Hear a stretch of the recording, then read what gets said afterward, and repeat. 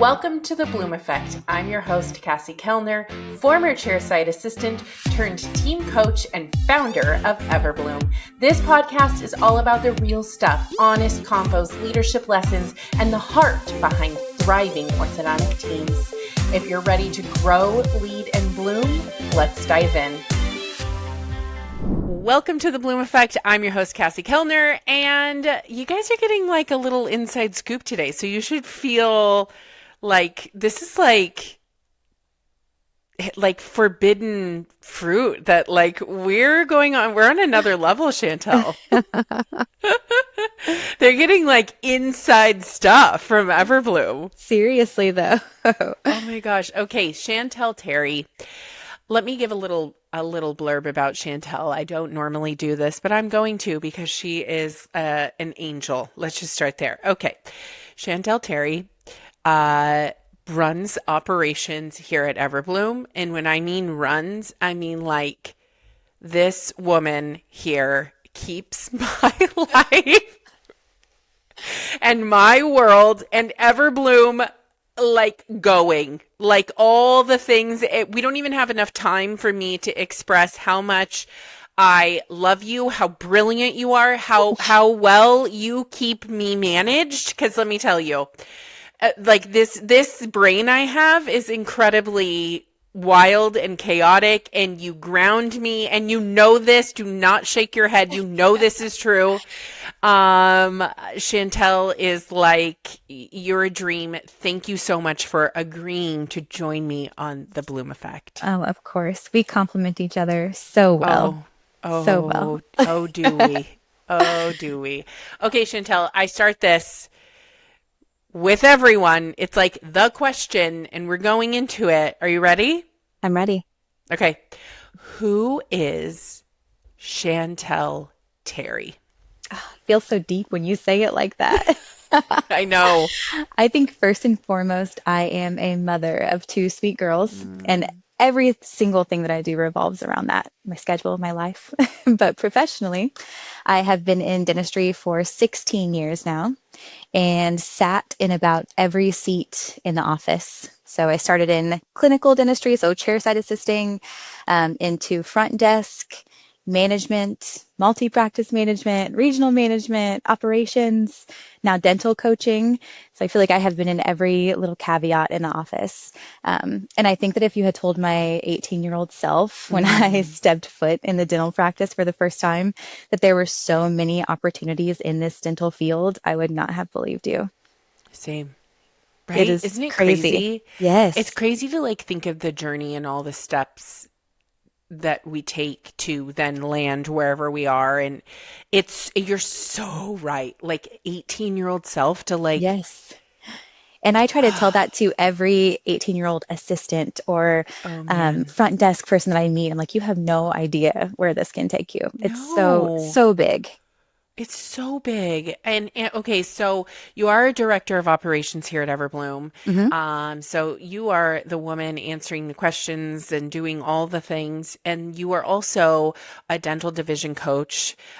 You and I speak very different languages when it comes to teeth. Okay. Like you live in that general dental space. I live in the ortho space. And we went on site, actually. I wasn't planning on talking about this, but we went on site together. Shout out Baker Rollins, Dr. Baker Rollins at Rollins Orthodontics.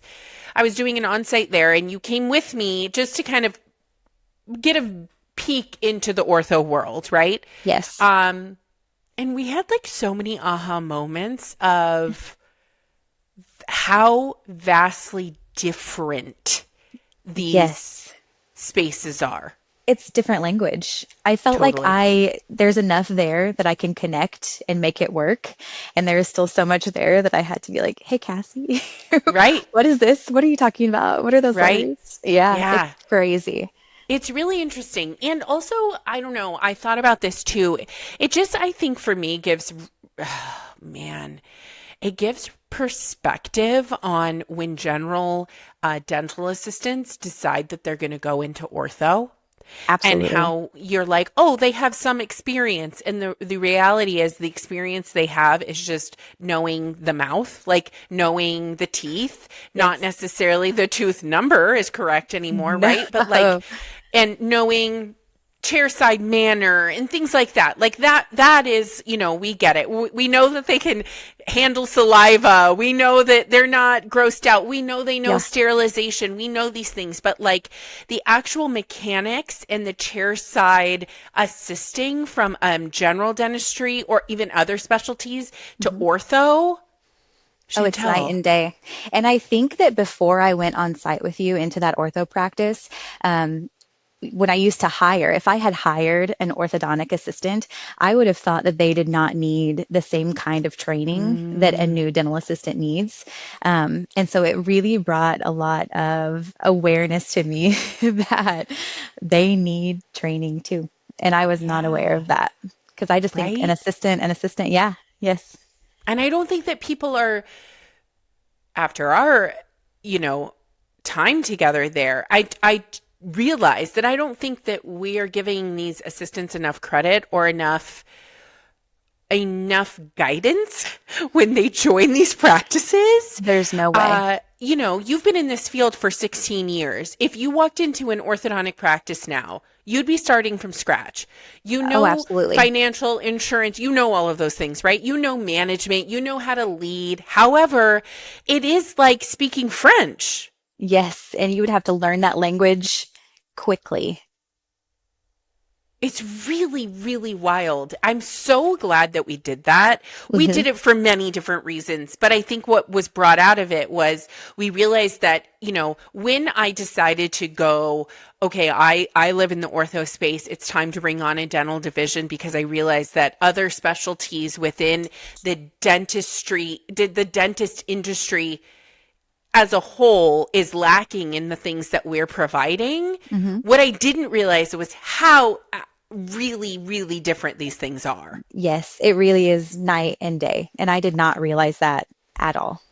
It's so crazy. So that kind of brings me to what we're going to talk about today. Hmm. We build here at Everbloom practice playbooks for teams, right? It's like one of the biggest things that we do for practices.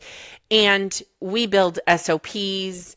We get rid of the dusty binders. We do all the things. We take every single system and put it into a playbook. We use a program called Trainual. We will work with people who do not have Trainual, so I don't want that to be a deterrent. But we use Trainual because it is actually built for small businesses to create a playbook, right? And so we're kind of giving you today like an inside scoop to tips and tricks on what your SOPs should look like. I think it's a really daunting experience for people when they're like, I mean, how many discovery calls have we had, Chantel, where they're like, I don't have anything. And we're like, Oh, that's okay. so many. And it is okay. But it can Right? be so overwhelming to have to say that too. Yes. Yes. And like for years, so they're like, oh, I have stuff, but we haven't touched it since, 2017, 2016, 20 or 2000. Like, Yes. like I have things that maybe I took over from from another owner, from another dentist, from another orthodontist, or Hmm. startups. Yes. Oh man, startups. They're like, let me tell you, if you're listening to this right now and you are a startup, start now. Like Chantel, they we're working with a startup right now and he's a wonderful human. You're his dedicated coach but I think what we're doing from setting a foundation for him right now, think about where that's going to take him. What are your thoughts on doing this as a startup and being able to run with this as they continue to grow? Oh, I think it is so fantastic because his goals are to double in size. And so the fact that he is getting a handle on this right now is great. And so my biggest focus with them has been it does not have to be perfect. Like just Yeah. start getting things out there. We can help you make this prettier or better, but I just need, just basics. Just start getting it out there and then it starts to flow a lot easier. So I'm really Absolutely. excited to see where that goes. Me too. And we have clients that have been in practice for 15 years, and we have clients like him who have been in practice for 11 months. And Mm-hmm. I think, we're guiding them along the way to make Mm-hmm. it way less scary, because it is scary. And the reality is too, is it's incredibly time consuming. Oh, People are absolutely. so afraid because they're like, I want this, right? We know we need this for the modern learner. Mm-hmm. However, I don't have the time. I'm seeing patients. I'm running a practice. My team is running this practice with me. They're also seeing patients. But I do think genuinely, Chantel, and we can kind of speak to this together, is like there is a true cost for individuals who decide not to do this. Don't you agree? Oh, absolutely. Just the time spent in doing things more than once, Oh in the gosh. training over and over. And we all know that turnover is huge in the dental field right now, but that just makes it so much harder so that you I do not know. have these things in place for when these people come in. You cannot just plug and play. It is starting all over from scratch every single time. And I just think it is such a time suck. I agree. I agree.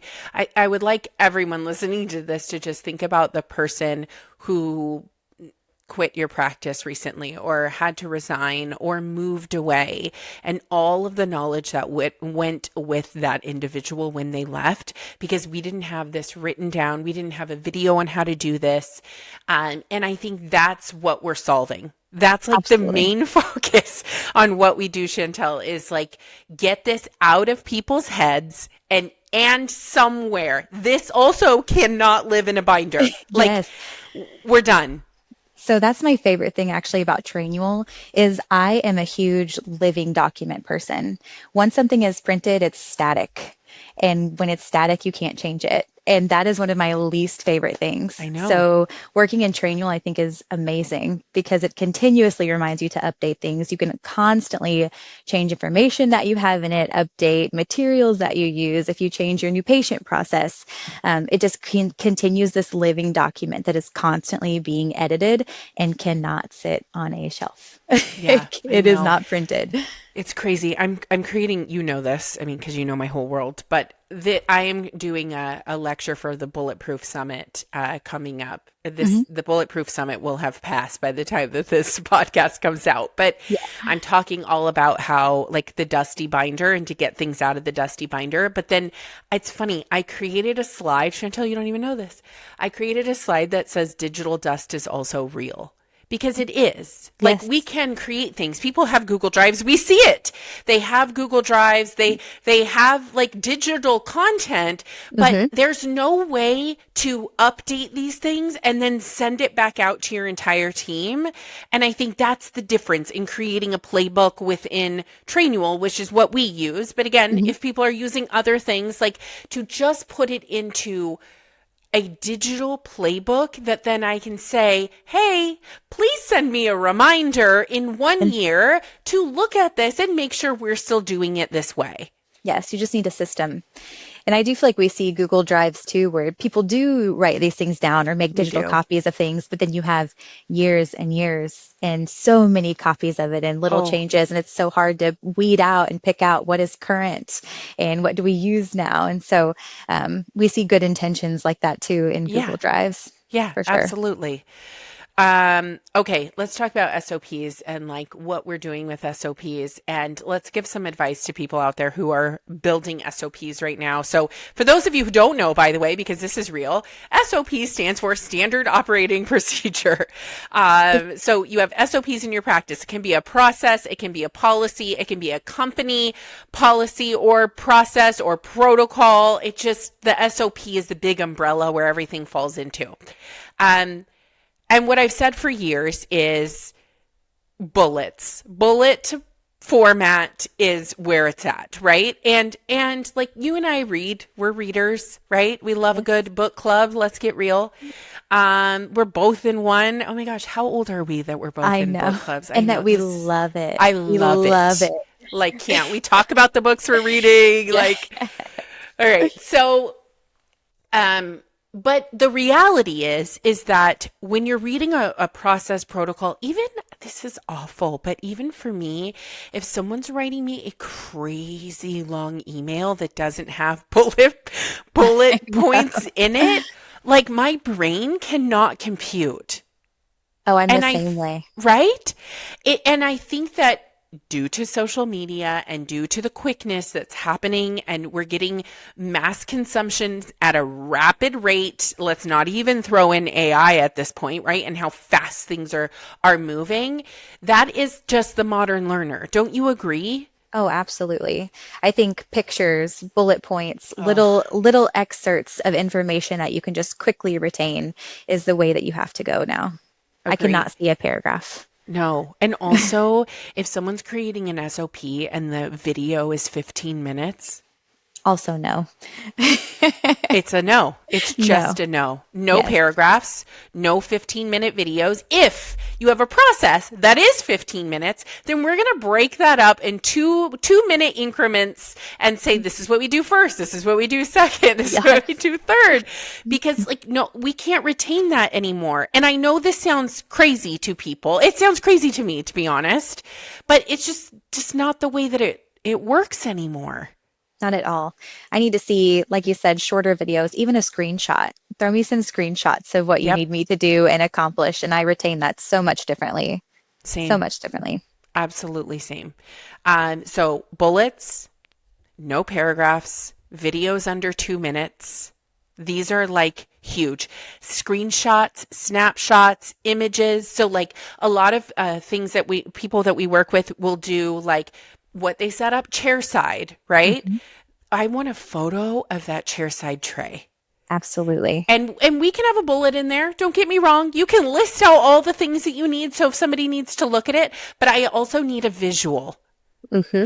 I feel like back in the day, we used to kind of break up learners in different categories, right? Like visual, auditory, kinesthetic, where like they need to watch a video. But don't you agree that that's kind of like the old way has kind of shifted in we are all very visual now because of the world that we live in? I agree. I think that those learning styles have completely dissipated. It's Oh, like you have to see those visuals and you have to get your hands in there. you do. Yeah, and everyone is like that now. I agree. I mean, you and I both have young kids that are, your oldest is obviously older than my children, but I feel like they are the modern learner and who's going to come into this workforce. And Yes, if we do not get our stuff together, they're going to be like, what the hell is I know. this? And there's how they take notes and study now is so different. My 13-year-old brought home her study notes and they write down these just single quotes. She's coloring in certain colors are helping her reference certain things. It almost looks like a big, beautiful page of information. It is never how I would have taken notes. But it's No. interesting to see because it so correlates with what we are doing in the things that we're doing with our SOPs. Absolutely. Okay, Chantel, any advice on if a practice owner, like if they want to start, where should they start in creating their SOPs? Honestly, my biggest suggestion in starting is just start talking about it. So record Mm, yourself, record as a dentist or whoever you're having put these together. What do you expect for that assistant to have in that room for you? What would you like for them to do? What is your expectation? And I think that getting that into, it's easier to say, obviously, than type. I think when you start to type, you start to overthink it. You start trying to figure out how to organize it and work it out. So I think that if you could just verbally put that into the world and then take that transcript, that would be step one for me. yeah, absolutely. I also want to encourage anyone who's listening to this that they really should bring their team into these processes. Absolutely. Office managers, leaders, director of operations, the doctor, your processes, but your team knows their processes. And Yes. I found too that, we just did this actually with an orthodontic practice that we're building a playbook for right now. I sent their clinical SOP portal where they had to fill in the blanks for us to create SOPs. I sent it to the orthodontist and I sent it to the clinical lead. And it was very mapped out beautifully when they both returned it to me. Mhm. But there were some gaps. And so it's like, do these exercises, we have the framework, right? We've done the work to be able to send these to our clients to create true playbooks, but do these exercises with your team to go, hey, this is how I envision it. And your team comes back and goes, what? I haven't been doing X, Y, or Z. I didn't know. And then the doctor's like, oh, well, maybe we can skip that step. Like having these conversations and creating SOPs for the people who are actually doing the work, game changer. Absolutely. And they have to be a part of it because everyone has to decide together what is realistic, what is necessary, where does this make sense in the process? And so I think putting it all out like that just helps bring up that conversation. Absolutely. I absolutely agree. Okay. Anything else that you want to leave all of these people listening about building a playbook and what that can actually do for their practice? Oh, it can do so much. And I genuinely think getting started is absolutely the hardest part. I agree. But once you get that started and get rolling on those first couple of SOPs and building that bank, it's front loading effort. So you're putting all that effort in right now to make your life so much easier with every hire, with every training. Maybe you do monthly meetings or office meetings where you just go back over the processes and the steps. It's just front loading effort. So I think it's huge for practices. I agree. And what I would say to people before we kind of end this is if you don't have those connection points, I really encourage you in 2026, and if you're mapping out 2027 right now, to make sure that you really are putting those team meetings and connection points in for your team so that you can connect and talk about all of these things. Because if you are just doing patient work all day, every day, and you have not allocated the time to be able to connect with your team, you're never going to be able to build things like this for true growth, right? As you said, you're working with this practice right now and he plans to double. Well, in order to do that, he has to be able to connect with his team and build out a true playbook, which is what he's doing, right? Yes. But I think without that, it would be really, really difficult to do. So modern learners, we skim, which is awful. Like, think about it. But we're just trying to be efficient. It's efficient. It's not awful. I know. You're right. It is. Thank you. Thank you for that for my brain because I skim. But yeah, so everyone listening, we are also here for you, but to get started on your own, I would look at every single department in your practice and I would start with the top 3. What questions, people are coming and asking you a question every day, every other day, every week. It's the same question over and over. That's the first thing that you should be mapping out. Oh, absolutely. Pick a pain point. And I'm sure that anybody listening knows that there's a pain point. It's either a process that you guys have talked about over and over again. It's brought up at every meeting that you have. Just pick a pain point. And that should be pretty easy to get you started. Yeah, absolutely.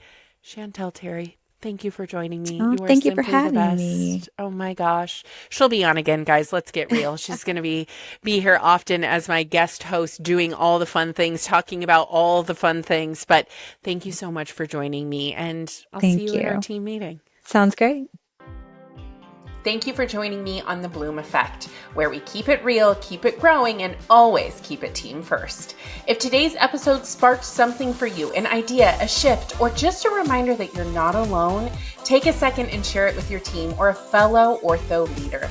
Be sure to subscribe so you never miss a convo, and if you're loving the show, leave a review. It helps more practices find us and join the movement. And if you're ready to bring this kind of energy into your practice, visit discovereverbloom.com to learn more about working together. Until next time, keep leading with heart, keep building with intention, and keep blooming right where you're planted.